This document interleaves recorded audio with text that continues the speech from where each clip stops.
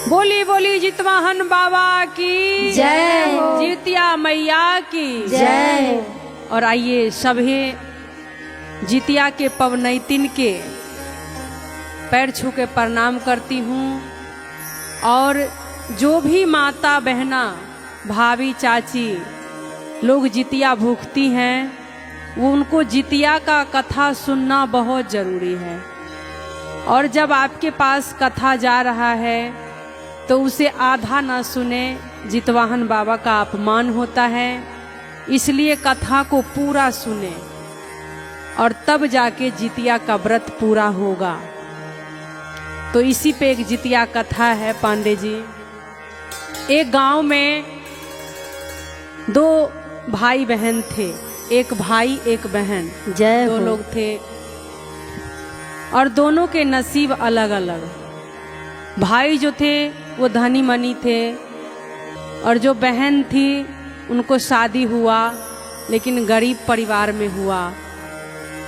और बहन गरीब परिवार में थी तो उनको 3 संतान था और जो भैया थे उनके कोई संतान नहीं था। भाभी की भैया भाभी के पास कोई संतान नहीं था।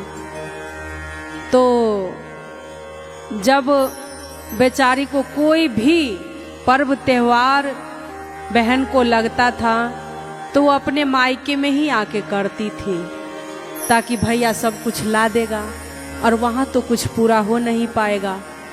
और भैया भी बहुत लाड प्यार करते थे। जब भी कोई त्योहार करने बहन घर आती थी तो फल फूल साड़ी कपड़ा लहठी बिंदी जो भी लगता है सब कुछ ला के देते थे। काफ़ी दिनों बाद जितिया का व्रत आया और बहन तीनों बच्चे को लेकर के और अपने मायके चली आई। मायके आई तो भाभी को तो कोई बच्चे था नहीं, लेकिन वो बहुत दुष्ट थी, दुष्ट आत्मा थी भाभी। देखी कि ननद आ गई है तीनों बच्चे लेकर के, अब मेरा परेशानी बढ़ गया, तो उल्टा सीधा बोलना ऐसे वैसे करती थी। लेकिन भाई बहन में प्यार इतना था कि बहन भाभी के बातों को इग्नोर करके और अपना मायके में व्रत शुरू करी। सब सखी मिलके बोली कि जो सखियां चलते हैं गंगा नहाने, आज नहान खान है जितिया का, चलो सब लोग नहा के आते हैं। तो वो बहिना बोली कि भाभी मैं तो जा रही हूँ, जितिया का नहान खान है गंगा नहाने, आप तीनों बाबू को देखते रहना। वो भाभी बोली कि ठीक है जाओ। अब वो चली गई और उनका लड़का जो था एक था 7 साल का, जय जय हो। और बीच वाला 4 साल का, छोटा वाला छोटा था 1.5 साल का। अब तीनों मामी को बोले खाना लाओ पानी लाओ ये करो वो करो, बोलने लगा। वो बेचारी कभी बच्चे देखी नहीं थी, वो परेशान इतना परेशान हो गई, गुस्से में आके छोटे वाले बच्चे को उठा के पटक दी। जब पटक दी तो वो बच्चा बेहोश हो गया। तो बीच वाला बाबू जो था वो बहिना का, वो देख लिया, बोला मामी ये क्या कर रहे हो, तुमने मेरे बाबू को पटक दिया, मेरा बाबू देखो बेहोश हो गया है, आने दो मम्मी को मैं बताऊंगा।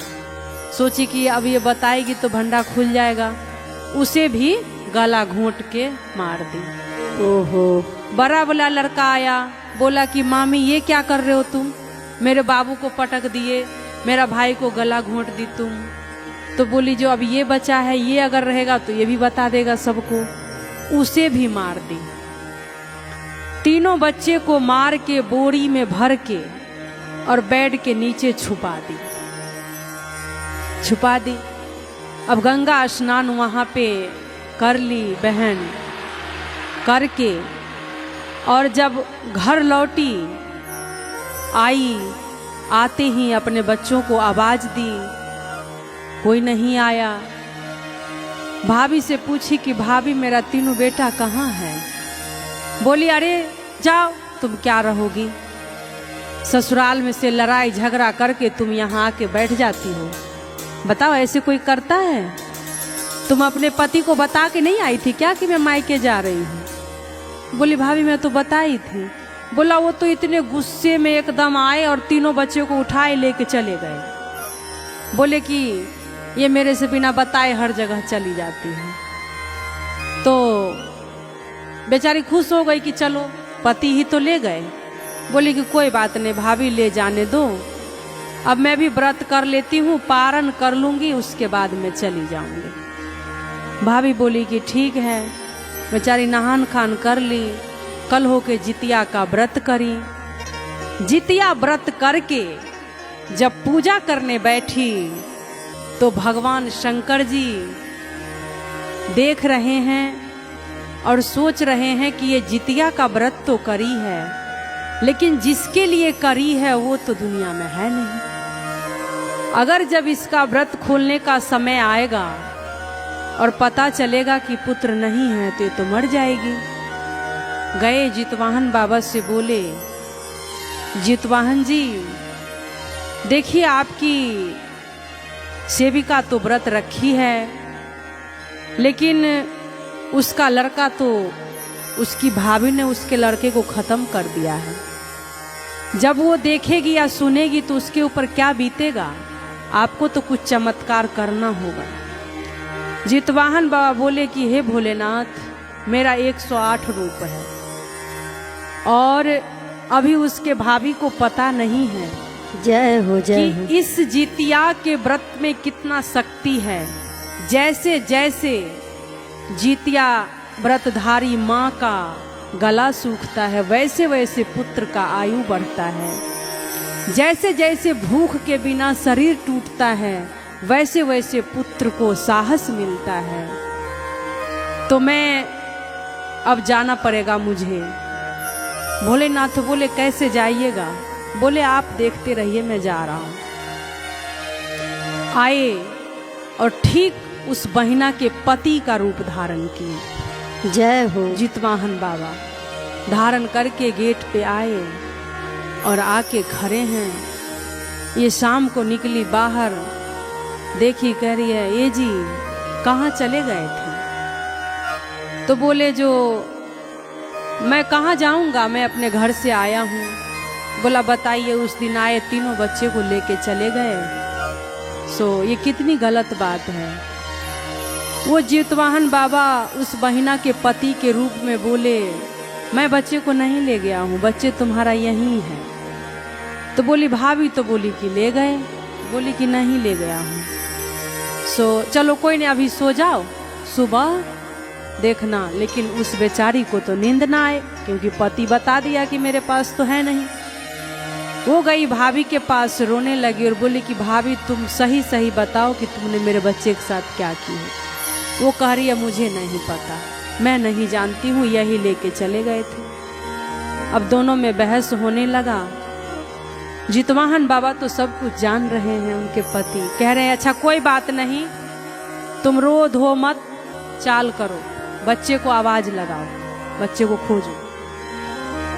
तो वो बड़े वाले बच्चे को बुलाई, बेटा बेटा कहाँ हो बेटा? तो एक रूम से आवाज आया कि मम्मी मम्मी मुझे बाहर निकालो, मैं यहाँ हूँ। फिर जाके उस घर में गए देखने तो बोरी में बच्चा बंद है। खोल के उसे बाहर लाया, बोला कि और पति देव जी दूसरा बच्चा स्वामी जी कहाँ है? बोले उसको भी चाल करो। फिर जाके फिर बोली बाबू बाबू बेटा कहाँ हो? फिर दूसरे घर से आवाज आया कि मम्मी मैं तो यहाँ हूँ। फिर वहाँ गई, फिर देखी बोरी में बच्चे बोल रहा है, खोल के बाहर करी। तीसरा बच्चा जो था उसको ना वो मार के और कपड़ा से ढक दी थी, लाल कपड़ा से। फिर बोली कि स्वामी जी दो बेटा तो मिल गया, तीसरा कहाँ है? तो बोले कि चाल करो, इसको भी बुलाओ। बोल रही है बाबू कहाँ हो बाबू? तो वो बच्चा अच्छे से बोल नहीं पाता था, छोटा वाला, तो वो रोने लगा। सब बोली जो उस कमरे से रोने का आवाज आ रहा है। फिर उस कमरे में गई तो कम्बल लाल कपड़े के नीचे वो बच्चा ढका था, उठा के लाई। और बोली कि हे स्वामी जी ये क्या हो गया था। भाभी तुम कैसी हो, तीनों बच्चे को बोरी में भर के तुमने घर में रख दिया, बताओ। वो बोली जो तुम चले गए गंगा नहाने, मुझे बहुत परेशान कर रहा था, सब मैं गुस्से में आके ऐसा काम कर गई। बोली कि कोई बात नहीं, अब मैं जीवन में अपने इस गेट पे कदम नहीं रखूंगी, क्योंकि सही कहा गया है कि मायका माँ बाप तक ही है। भैया भाभी पे कोई